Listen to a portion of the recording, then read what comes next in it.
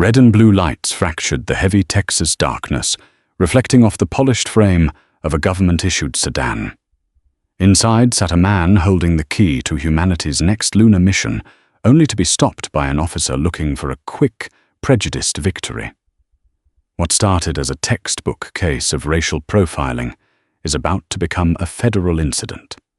One unjustified traffic stop, one encrypted phone call, and within minutes, an entire interstate will be paralyzed by federal agents.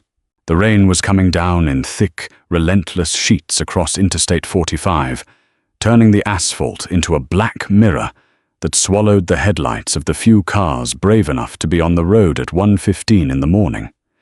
Inside his deep blue Audi A6, Dr. David Caldwell kept his eyes locked on the white dashed lines, the soft rhythm of a John Coltrane track playing through the speakers, doing little to calm the adrenaline buzzing in his chest. David was a man who understood pressure. At 42 years old, he held a PhD in aerospace engineering from MIT and served as the lead propulsion systems specialist for NASA's Artemis III mission at the Johnson Space Center in Houston. He spent his days calculating orbital mechanics, thrust-to-weight ratios, and cryogenic fluid dynamics. He was one of the brightest minds of his generation, a man who built machines designed to slip the surly bonds of Earth. But right now, his entire universe was condensed into the metallic, military-grade Pelican case, sitting securely buckled into the passenger seat beside him. Inside that case was a beryllium core navigation transducer. It was a one-of-a-kind, $40 million prototype component that had taken 3 years and a team of 70 engineers to perfect. Less than 2 hours ago, David had received a frantic call from the Houston testing facility. A catastrophic sensor failure had occurred during a simulation. If they didn't get this specific replacement transducer integrated into the command module's mainframe before the cryogenic seals locked at 4 a.m., the entire launch window would be delayed by 6 months, costing the federal government billions of dollars. David had personally retrieved the component from a secure auxiliary lab in Austin. The case was temperature-controlled, biometrically sealed, and armed with a GPS tracker monitored directly by the Department of Homeland Security. He was 60 miles outside of Houston. The rain drummed heavily against the roof of the Audi. He adjusted his grip on the leather steering wheel, his mind running through the installation protocols he would have to execute the moment he arrived. He was dressed in a crisp white button-down shirt, the sleeves rolled up to his forearms, a dark blue tie loosened around his neck. Exhaustion pulled at the corners of his eyes, but duty kept him sharp.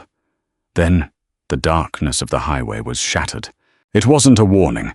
It was an explosion of violently flashing red and blue lights, filling his rearview mirror, accompanied by the aggressive, ear-piercing chirp of a police siren. David's heart performed a familiar, sickening drop. It was a visceral reaction, one completely divorced from his education, his security clearance, or his vital mission. It was the ancestral instinct of a black man, alone, on a dark southern highway in the middle of the night. He immediately checked his speedometer. He was going 65 in a 70-mile-per-hour zone. His tags were up to date. His turn signals worked. There was absolutely no legal reason for him to be pulled over. But the cruiser rode his bumper, the high beams blinding him through the rearview mirror, aggressive and impatient. Taking a deep breath to steady his pulse, David activated his right turn signal and carefully guided the Audi onto the gravel shoulder of the highway. The car rolled to a gentle stop. He put the vehicle in park, turned off the engine, and rolled down the driver's side window. The damp, chilly Texas air rushed into the cabin, smelling of ozone and wet pine. Protocol. He knew the protocol. He turned on the interior cabin lights so the officer could see inside. He placed both of his hands on the top of the steering wheel at the 10 and 2 positions. He did not reach for his wallet. He did not reach for his glove compartment. He sat perfectly still, waiting. In the side mirror, he watched the driver's door of the police cruiser swing open. A figure stepped out into the rain. The officer didn't hurry. He walked with a slow, deliberate saunter that spoke of absolute, unquestioned authority. A heavy maglite flashlight was gripped in his right hand. David watched the silhouette approach. He had no way of knowing that the man walking toward his car was Officer Bradley Jenkins of the State Highway Patrol. Jenkins was a man who had built a career on intimidation. A 12-year veteran of the force with a personnel file thick with excessive force, complaints and racial profiling grievances that had all been conveniently swept under the rug by his union representatives. Jenkins liked the night shift. He liked the power of the badge in the dark, where there were no witnesses, no cameras, and no one to challenge his absolute rule over his stretch of asphalt. Jenkins stopped just behind the driver's side door, intentionally staying out of David's direct line of sight, a tactical move designed to force the driver to turn and look up at him. The heavy beam of the maglite smashed into the cabin, blindingly bright, sweeping over David's face, his clothes, the pristine interior of the Audi, and finally coming to a dead stop on the locked Pelican case resting on the passenger seat. "License, registration, and proof of insurance," a voice barked from behind the wall of white light. The tone was harsh, dripping with unearned condescension. David squinted against the glare, keeping his hands firmly planted on the steering wheel. "Good evening, officer. My wallet is in my back right pocket, and the registration is in the glove compartment. I need to reach for them. Is that all right?" Jenkins scoffed, a wet, ugly sound over the drumming rain. "Just get the papers, boy, and no sudden movements." The word hung in the damp air. Boy. It was a deliberate choice, a verbal strike designed to establish hierarchy, to strip David of his adulthood, his dignity, and his status. David's jaw tightened, but his expression remained a mask of professional calm. He slowly reached into his back pocket, extracted his leather wallet, and then leaned over to pop open the glove box. He handed the documents out the window. Jenkins snatched them, the flashlight beam still pinned to David's eyes. David Caldwell. Jenkins read slowly, intentionally butchering the cadence of the name. He leaned in closer, bringing the smell of stale coffee and chewing tobacco into the car. "That's a mighty nice car for a guy out driving at 1 in the morning, Dave. This your vehicle?" "Yes, officer," David replied evenly. "It is registered in my name, as the paperwork shows." "Right. And where exactly are you headed in such a hurry on a night like this?" "I'm en route to the Johnson Space Center in Houston," David said. "I am an aerospace engineer with NASA. It is a matter of urgent federal business." Jenkins let out a sharp, mocking laugh. He lowered the flashlight slightly, revealing a face set in a permanent sneer. Rain dripped from the brim of his campaign hat. "NASA? An engineer?"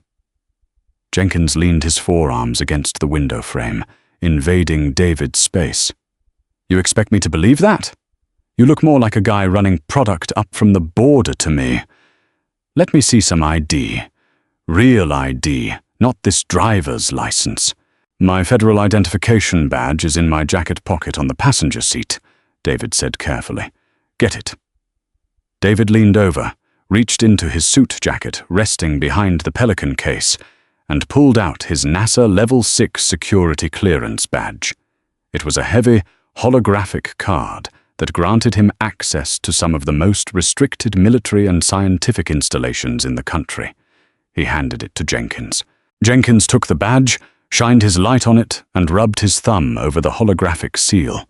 Then, with a dismissive flick of his wrist, he tossed the badge back through the window. It bounced off David's chest and landed in the footwell. "Anybody can buy a piece of plastic on the internet, Dave," Jenkins said. "You think I'm stupid? You think I haven't seen every trick in the book? Officer, David said, his voice dropping an octave, finding a firm, authoritative anchor. "I am currently transporting a critical, highly classified federal component. I am on a strict timetable. If you would like to call dispatch and verify my credentials through the federal database, I strongly suggest you do so now. But I need to get back on the road." Jenkins's eyes narrowed. The calm defiance in David's voice infuriated him. Men like Jenkins did not know how to process a black man who was neither terrified nor aggressive, but simply unaffected by their intimidation tactics. The flashlight beam snapped back to the passenger seat, illuminating the metallic Pelican case. The case was covered in highly visible, red and white, federal tamper warning stickers. "What's in the box?" Jenkins demanded. "That is classified federal property," David replied. "I am not at liberty to discuss its contents, nor am I authorized to open it outside of a Class 100 clean room environment." "Classified federal property," Jenkins mocked, taking a step back and resting his hand aggressively on the butt of his holstered sidearm. "You know what I think, Dave? I think you're a smart-ass drug runner with a fake badge and a trunk full of fentanyl. I think that fancy box is full of cartel cash. Now, step out of the vehicle." David did not move immediately. "Officer Jenkins, I am formally advising you that detaining me will result in a severe disruption to a federal spaceflight operation. If you open that case, you will destroy a $40 million component and commit a federal crime." "Step out of the damn car, now!" Jenkins roared, unsnapping the retention strap on his holster. The threat of lethal violence was sudden and absolute. David knew the reality of the situation. He was on a dark, isolated highway with an armed man who was actively looking for an excuse to pull the trigger. No amount of MIT degrees or federal clearances could stop a bullet. Moving slowly, telegraphing every motion, David unbuckled his seatbelt, pushed the door open, and stepped out into the freezing rain. Before he could even find his footing on the slippery shoulder, Jenkins grabbed him roughly by the shoulder and spun him around, slamming David's chest and face against the wet roof of the Audi. "Spread your legs!" Jenkins yelled, kicking David's ankles apart. He aggressively patted David down, his hands roaming forcefully over David's sides and pockets. Finding no weapons, Jenkins grabbed David's wrists, yanked them painfully behind his back, and clamped a pair of heavy steel handcuffs onto them, ratcheting them tight enough to bite into the skin. "You are making a catastrophic mistake," David said, his cheek pressed against the cold, wet metal of his car. "Shut up," Jenkins hissed in his ear. "You're under arrest for suspicion of trafficking. Now let's see what you're really hiding in that fancy box." Jenkins hauled David backward, dragging him by the chain of the handcuffs through the mud and gravel, and shoved him forcefully into the back seat of the police cruiser. The doors slammed shut. The rear compartment smelled of old sweat, vomit, and cheap pine air freshener. There were no door handles on the inside. David was trapped. Through the rain-streaked windshield of the cruiser, David watched in mounting horror as Jenkins walked back to the Audi, reached into the cabin, and dragged the heavy Pelican case out into the rain. Jenkins set the case on the hood of his cruiser, directly in the glare of the headlights. He wiped the rain from his eyes and looked down at the box. There was no keyhole. The case was secured by a biometric thumbprint scanner and a 12-digit alphanumeric keypad. Jenkins tapped the scanner. A digital voice chirped from the case. "Unauthorized user. Access denied." Jenkins scowled. He pounded his fist against the reinforced polymer shell. It didn't even dent. Frustrated, the officer walked to the trunk of his cruiser, popped it open, and retrieved a heavy steel crowbar. Inside the cruiser, David's blood ran cold. The beryllium core transducer was suspended in a vacuum seal of liquid helium. If Jenkins breached the outer shell and shattered the vacuum matrix, the sudden exposure to the humid Texas air and ambient temperature would instantly corrupt the microcircuitry.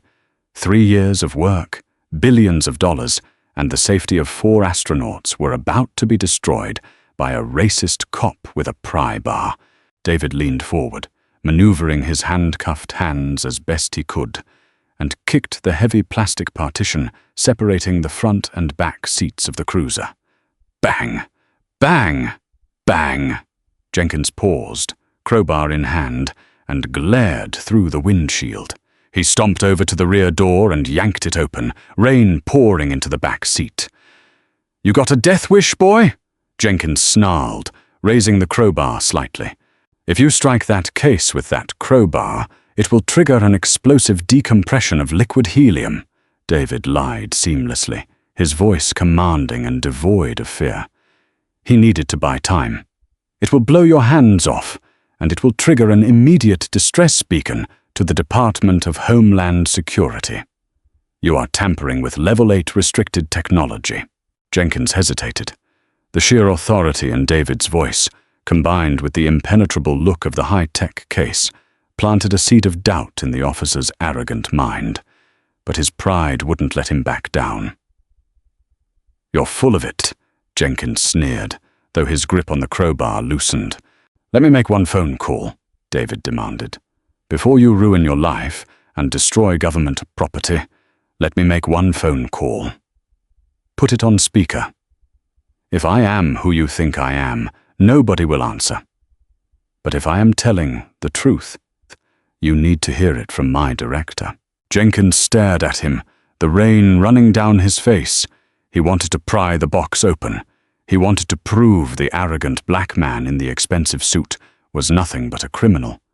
But the mention of Homeland Security and exploding liquid helium had unsettled him. He wanted to humiliate David, to catch him in a lie. "Fine," Jenkins said, a cruel smile twisting his lips. "Who are we calling? Your cartel boss?" "Take my phone from my left jacket pocket," David instructed. "Face ID will unlock it. Call the contact listed as Director Lawson." Jenkins reached into the Audi, retrieved David's phone, and held it up to David's face. The screen unlocked. Jenkins found the contact, hit dial, and pressed the speakerphone button. He held the phone up, a smug look of anticipation on his face, waiting for a disconnected number or a sleepy accomplice. The phone rang twice. Then it was answered.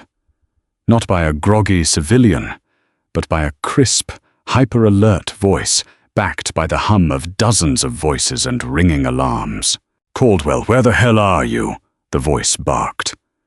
It was Dr. Henrietta Lawson, the Deputy Director of Flight Operations at NASA.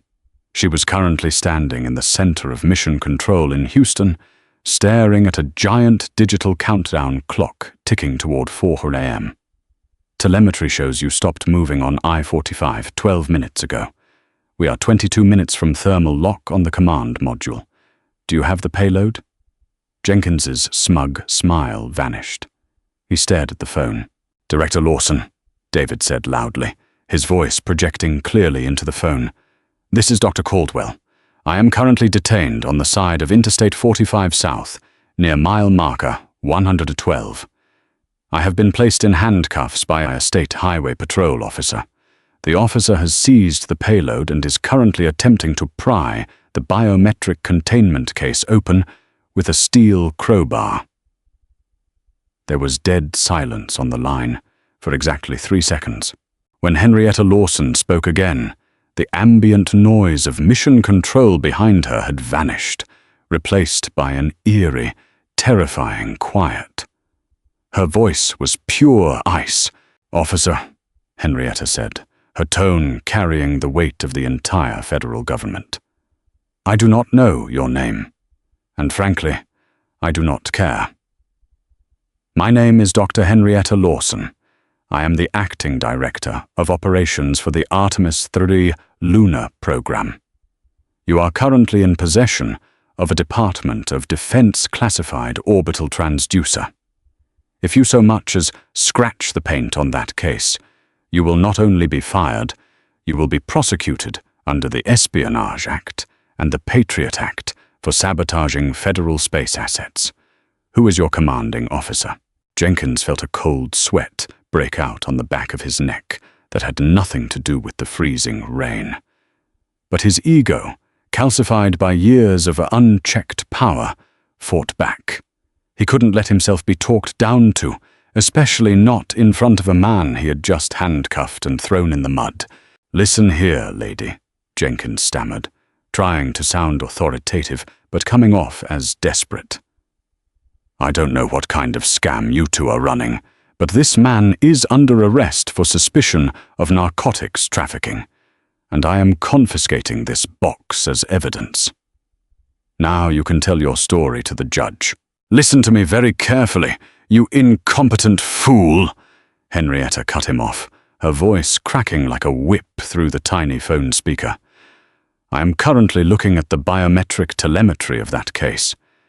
If that seal is broken, humanity does not go to the moon next month. You have exactly 30 seconds to release Dr. Caldwell, put that case gently back into his vehicle, and provide him with an armed escort to the Johnson Space Center. If you refuse, I will consider your actions a hostile domestic threat against a federal asset." "You're threatening a police officer," Jenkins yelled, his hand trembling slightly. "I'm the law out here." "Not tonight, you're not," Henrietta said coldly. "Code red line, Caldwell. We are taking the highway." The line went dead. Jenkins stared at the phone. He looked at David, who was sitting calmly in the back of the cruiser, his expression unreadable. "What the hell was that?" Jenkins demanded, trying to laugh it off. "Code red line? What is she gonna do? Send the space shuttle after me?" David just looked at him, a profound pity mixed with cold satisfaction in his eyes. "You should have looked at the warning labels on the case, Jenkins," David said quietly. "It's not just a NASA property. It's a joint operation with the Department of Defense. You didn't just pull over an engineer. You hijacked a vital piece of national security infrastructure." "Shut up!" Jenkins yelled, tossing the phone onto the front seat of the cruiser. He turned around, determined to prove them all wrong. He grabbed the crowbar again and marched toward the Pelican case. He was going to crack it open, find the drugs, and prove he was right. He raised the heavy steel bar above his head. Before the crowbar could begin its downward arc, the sound of the rain was entirely drowned out by a terrifying, low-frequency mechanical roar. The vibration rattled the teeth in Jenkins's skull. He froze, the crowbar suspended in midair, and slowly turned his head toward the pitch-black southern horizon of Interstate 45. Coming up the northbound lanes, moving the wrong way up the interstate at incredible speed, was a phalanx of matte black, heavily armored SUVs. There were at least 8 of them, their blinding LED light bars piercing the rain like lasers. Above them, the rhythmic, deafening chop of twin helicopter rotors beat the air into submission. 2 matte black Sikorsky UH-60 Black Hawk helicopters were flying dangerously low, skimming just 50 feet above the asphalt, their searchlights sweeping the highway. Jenkins dropped the crowbar. It clattered uselessly against the wet pavement. The highway was being shut down, and they were coming exactly to mile marker 112. The physical displacement of air from the twin UH-60 Black Hawks sent a shockwave across Interstate 45. Rainwater blasted sideways in horizontal sheets, creating a localized hurricane that forced Officer Bradley Jenkins to cover his face and stumble backward. The deafening thwack, thwack, thwack of the rotors drowned out the wail of his own cruiser's siren, reducing his perceived absolute authority to absolute insignificance in a matter of seconds. The 8 matte black Chevrolet Suburbans screeched to a halt in a perfect tactical perimeter, effectively boxing in Jenkins's cruiser and David's Audi. The doors of the SUVs flew open before the vehicles had even fully settled on their suspensions. Out poured more than 24 heavily armed tactical agents wearing dark windbreakers emblazoned with the bold yellow lettering of the FBI and the Department of Homeland Security. They moved with terrifying, coordinated precision. Assault rifles were drawn but pointed at the ground at the low ready position. Within 5 seconds, Jenkins was surrounded by a wall of federal firepower. "Drop the crowbar and step away from the vehicle," a voice boomed over an amplified megaphone. Jenkins, his uniform soaked through and his heart hammering a frantic rhythm against his ribs, stared in utter disbelief. He was a state trooper. He owned this highway. But looking at the laser sights sweeping through the rain, he realized he had just picked a fight with an entity that possessed the power to erase him. He let the crowbar slip from his fingers. It clanged against the wet asphalt. He raised his hands, his palms facing the heavily armed agents. A tall, broad-shouldered man in a drenched FBI windbreaker stepped through the perimeter. He didn't carry a rifle, but his demeanor was sharper than any blade. This was Special Agent in Charge Gregory Pierce of the Houston Field Office's Counterintelligence Division. Pierce was flanked by 2 NASA security operatives who immediately bypassed Jenkins and rushed to the hood of the cruiser to inspect the Pelican case. "Agent Pierce, the biometric seal is intact," one of the NASA operatives shouted over the rotor wash. "No thermal breach. The payload is secure." Pierce let out a short, sharp breath of relief, then turned his attention to Jenkins. The FBI agent's eyes were cold, calculating, and entirely devoid of the professional courtesy usually extended between law enforcement officers. "Where is Dr. Caldwell?" Pierce demanded, his voice slicing through the noise. He's in the back of my cruiser," Jenkins stammered, his bravado entirely washed away by the rain and the terrifying reality of the situation. "Listen, I was just conducting a routine traffic stop. This guy was acting suspicious, refusing to comply." "Unlock the car," Pierce interrupted, stepping into Jenkins's personal space. "Now." Jenkins fumbled for his keys with trembling fingers. He stepped to the rear door of his cruiser, unlocked it, and pulled it open. David Caldwell sat in the cramped, smelly back seat, his hand still painfully cuffed behind his back, his expensive suit ruined by the mud Jenkins had dragged him through. Yet his posture remained unbroken. Agent Pierce leaned into the cruiser. "Dr. Caldwell, I am Special Agent Pierce, FBI. Director Lawson sent us. Are you injured?" "Bruised but functional, Agent Pierce," David replied calmly. "More importantly, is the transducer safe?" "It's secure, Doctor," Pierce said. He turned to Jenkins. "Take those cuffs off him. If you hesitate, I will have my agents remove them with bolt cutters, and then I will arrest you for the unlawful detainment of a federal official." Jenkins swallowed hard. His hand shook violently as he inserted the small universal key into the cuffs and released the ratcheting mechanism. The heavy steel fell away, and David stepped out of the cruiser, rubbing his raw red wrists. "Dr. Caldwell," a new voice cut in. From one of the Suburbans stepped a man in the uniform of the State Highway Patrol. It was Captain Robert Hayes, Jenkins's commanding officer. The federal agents had clearly rousted him from his bed, and he looked furious. He glared at Jenkins with a look of pure, unadulterated disgust, before turning a respectful gaze to David.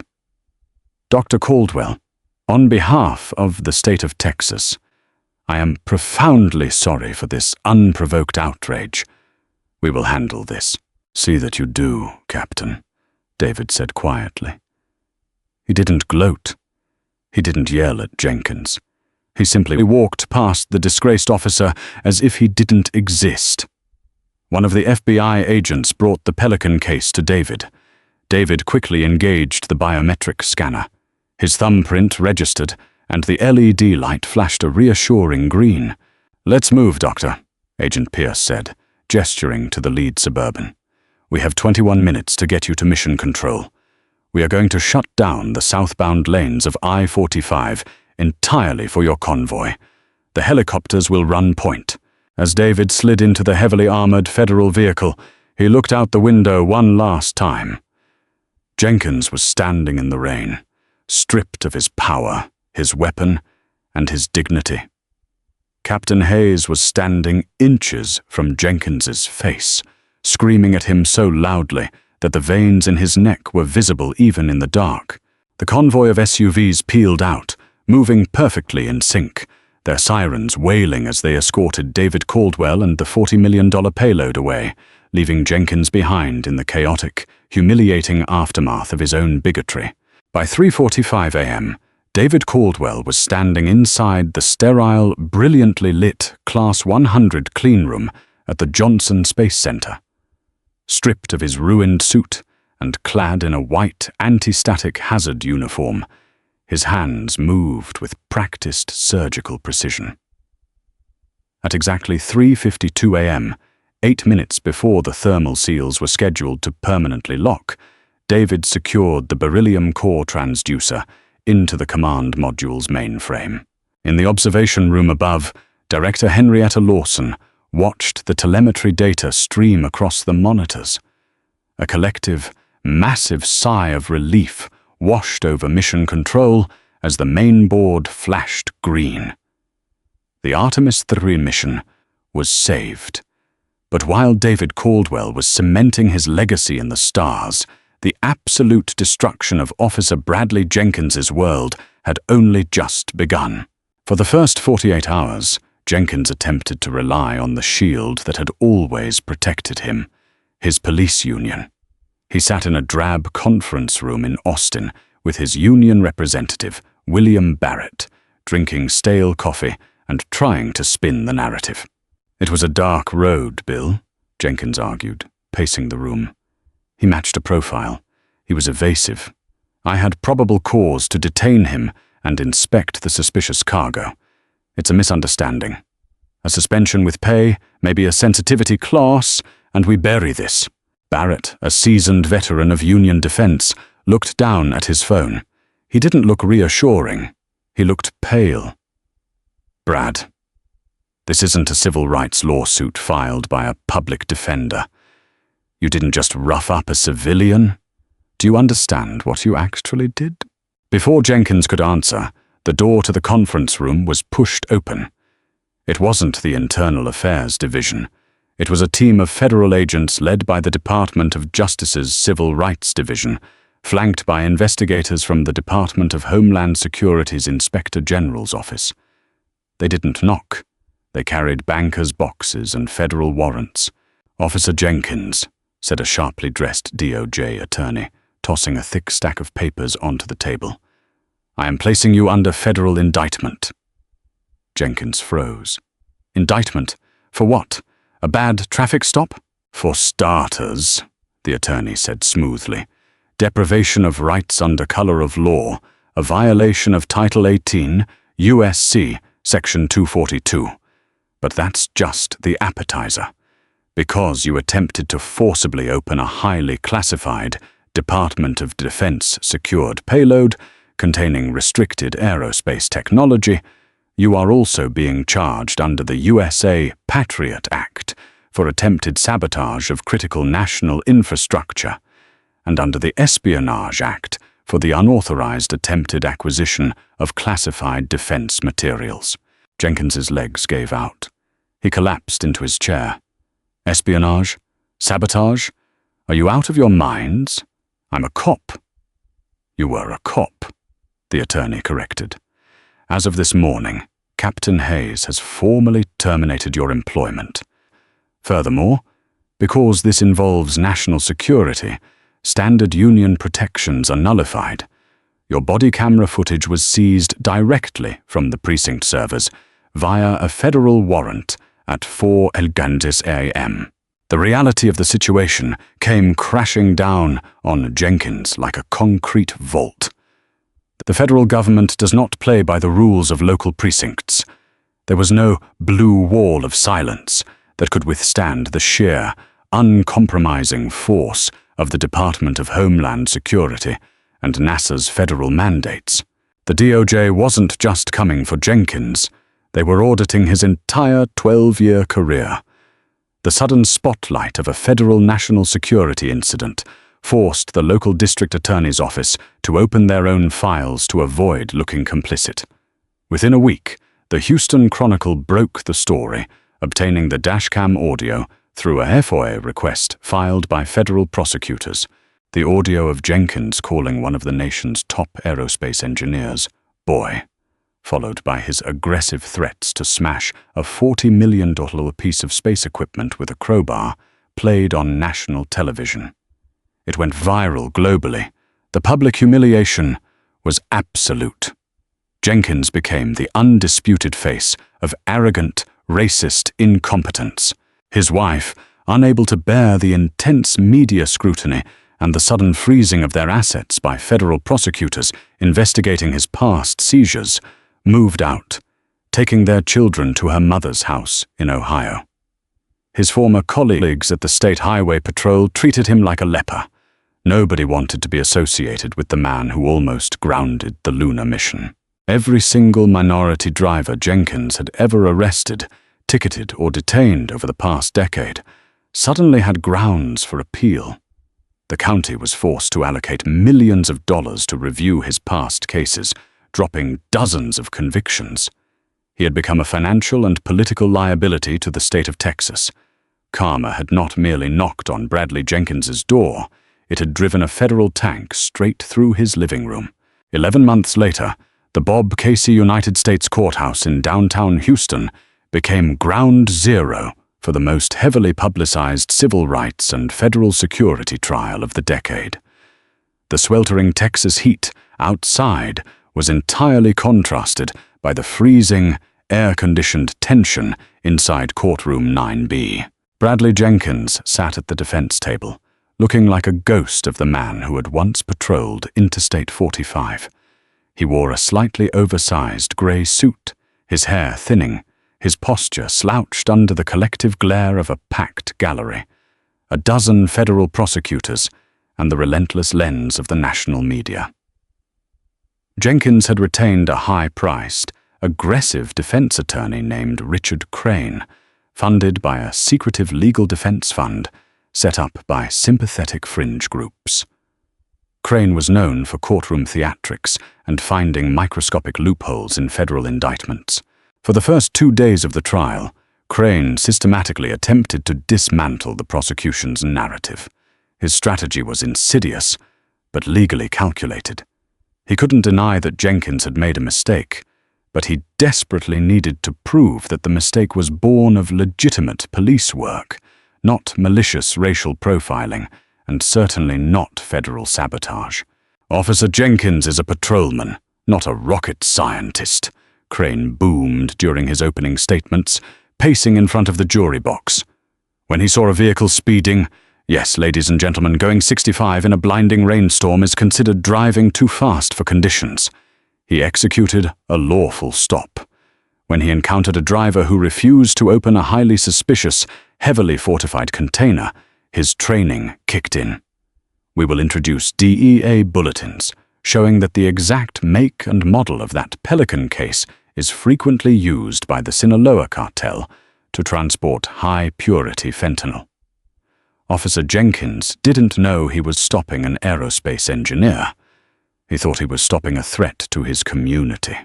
He is guilty of being overzealous, perhaps, but espionage, sabotage, that is a gross, theatrical overreach by the federal government. The strategy was working to sow a tiny seed of reasonable doubt. Some jurors, ordinary citizens who didn't understand the complexities of federal clearance, nodded slightly. Jenkins sat up a little straighter. The narrative was shifting. Crane was painting him as a blue-collar cop, caught in a misunderstanding, with an arrogant federal elite. On the third day, the lead prosecutor for the Department of Justice, Amanda Lewis, called Dr. David Caldwell to the stand. David walked into the courtroom with the same quiet, unshakable dignity he had displayed on the highway. He wore a meticulously tailored charcoal suit. He took the oath, sat in the witness box, and adjusted the microphone. Lewis walked him through the events of that night, allowing David to articulate the sheer panic he felt, not for his own life, but for the Artemis 3rd mission.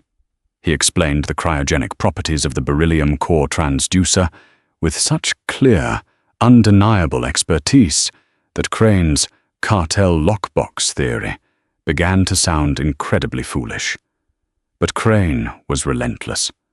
On cross-examination, he approached the podium with a predatory smile. "Dr. Caldwell, you hold a PhD from MIT, correct?" Crane asked, his tone dripping with faux respect. "I do," David answered evenly. "You are a highly intelligent man, a man accustomed to giving orders.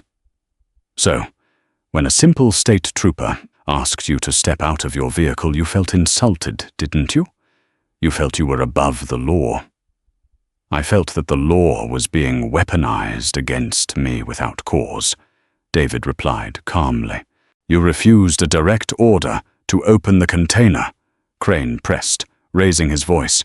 "You created a standoff.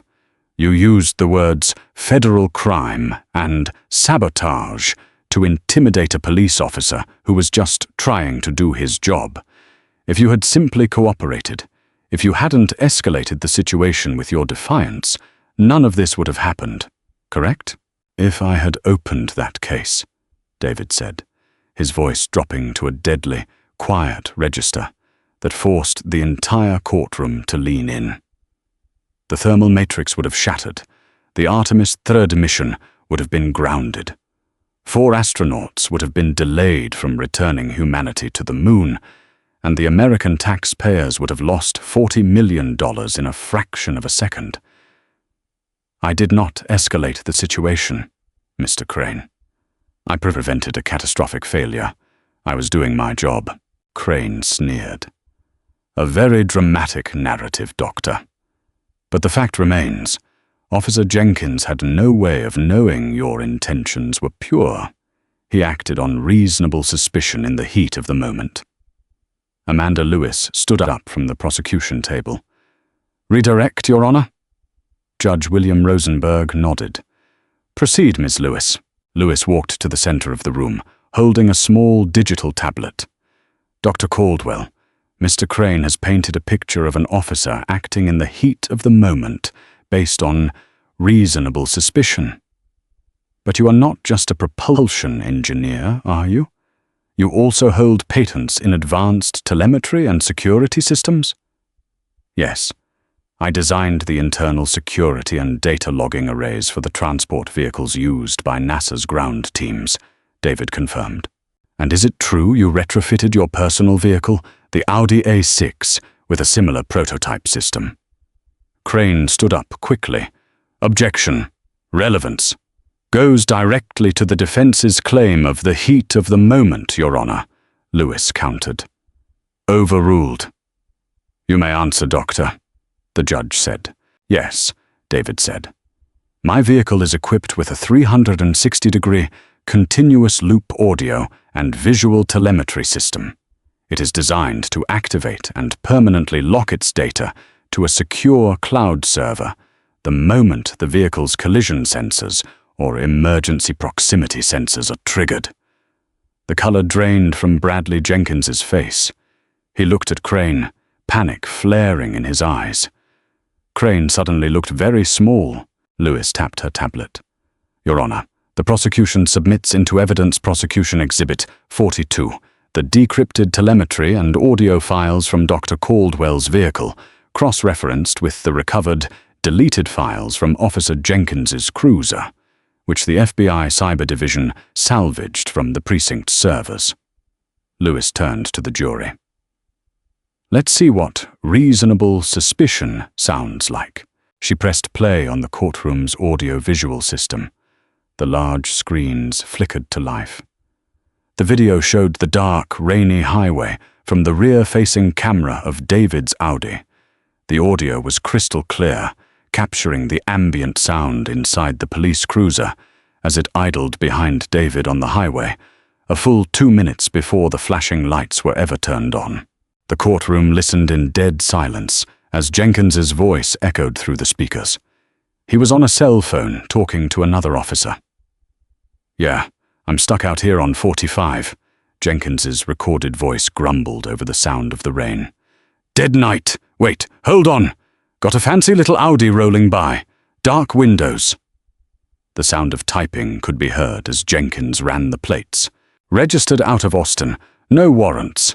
Clean record." A pause. "Name is David Caldwell. Let's pull up the driver's license photo." Another brief pause. Then the sound of a harsh, ugly laugh filled the courtroom. "Well, look at this. A black guy in an $80,000 car at 1 in the morning. He's probably a runner for the Houston syndicates. I don't care how clean his record is, I'm gonna light his world up.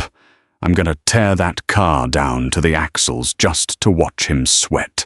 The audio clicked off.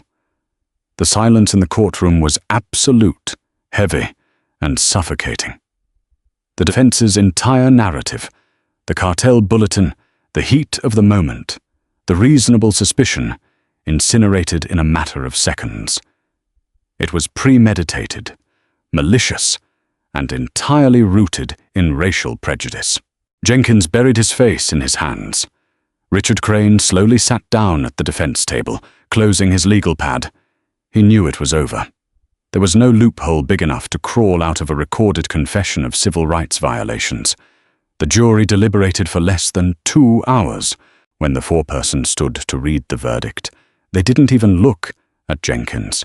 Guilty of deprivation of rights under color of law, guilty of attempted destruction of government property, guilty of interference with federal operations. 6 weeks later, Judge William Rosenberg presided over the sentencing hearing. The courtroom was packed, but the atmosphere had shifted from tense anticipation to a solemn, heavy finality.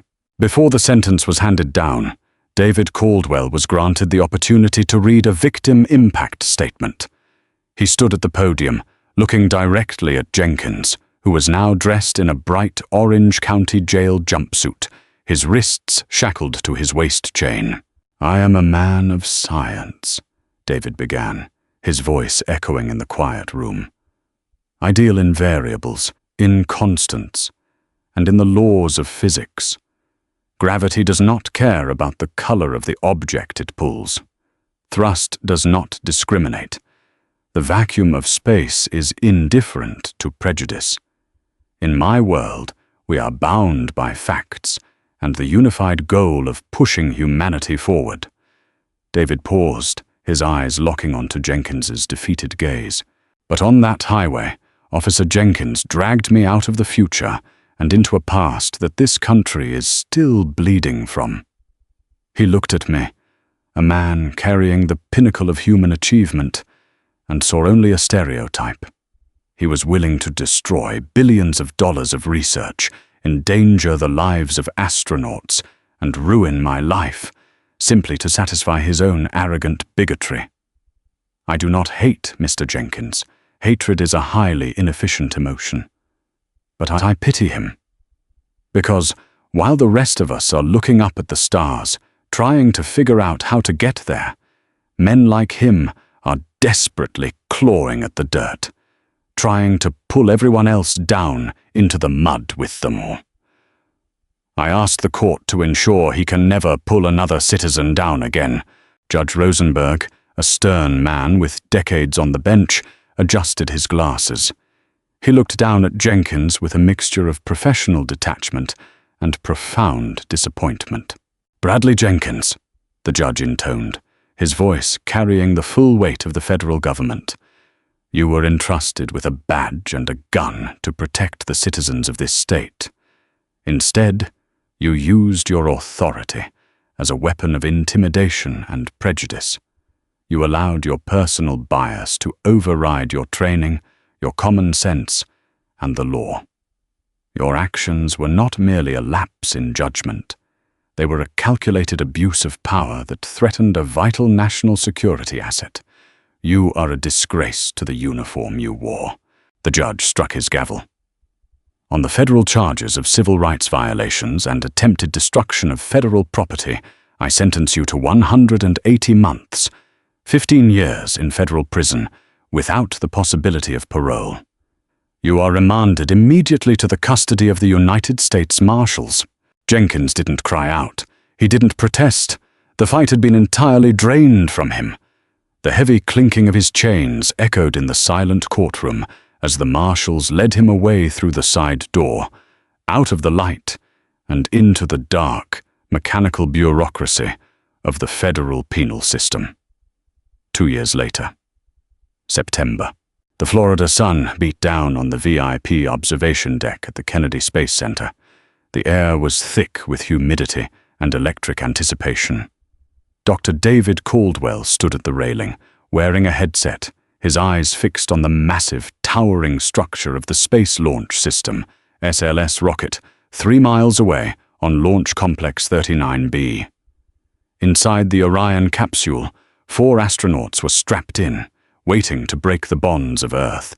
Deep inside the rocket's guidance matrix, nestled in a liquid helium vacuum seal, the beryllium core navigation transducer was humming perfectly, calculating orbital trajectories at billions of computations per second. T-minus 30 seconds. The launch director's voice crackled over the loudspeakers. David smiled, a profound sense of peace washing over him. The grueling nights, the stress, the terrifying incident on Interstate 45, it had all led to this exact moment. Hundreds of miles away, in the Federal Correctional Institution in Beaumont, Texas, the atmosphere was starkly different. Bradley Jenkins sat on a hard plastic chair in the crowded, noisy day room of his cell block. He wore a faded khaki uniform with his inmate number stenciled on the back. The air smelled of industrial bleach and unwashed bodies. Up on the wall, enclosed in a protective steel cage, a small television was tuned to a news network. Jenkins stared blankly at the screen. The image shifted to a live feed of the Artemis 3D rocket.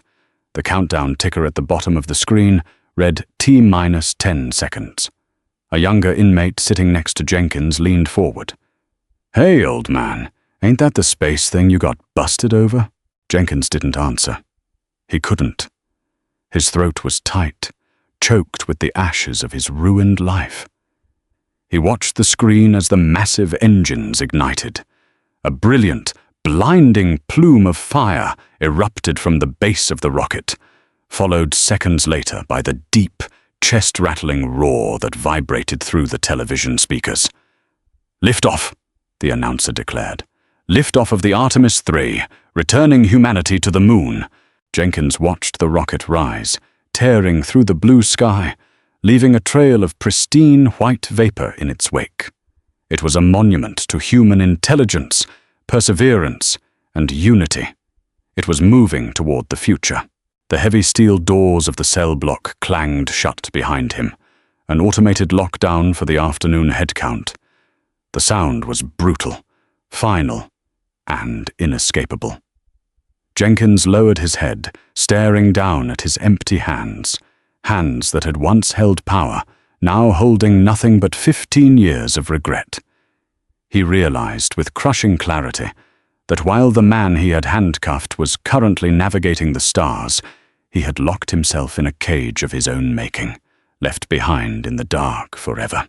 True justice doesn't always arrive immediately, but when karma comes collecting, it hits with the unstoppable force of a rocket leaving the atmosphere. David Caldwell's story is a powerful reminder that dignity, intellect, and truth will always outshine the dark, temporary shadows of prejudice and arrogance. Bradley Jenkins thought he controlled the highway, but he learned the hard way that nobody is above the law. If you were captivated by this incredible story of resilience and ultimate justice, hit that like button, share this video with your friends, and subscribe to the channel for more dramatic true stories.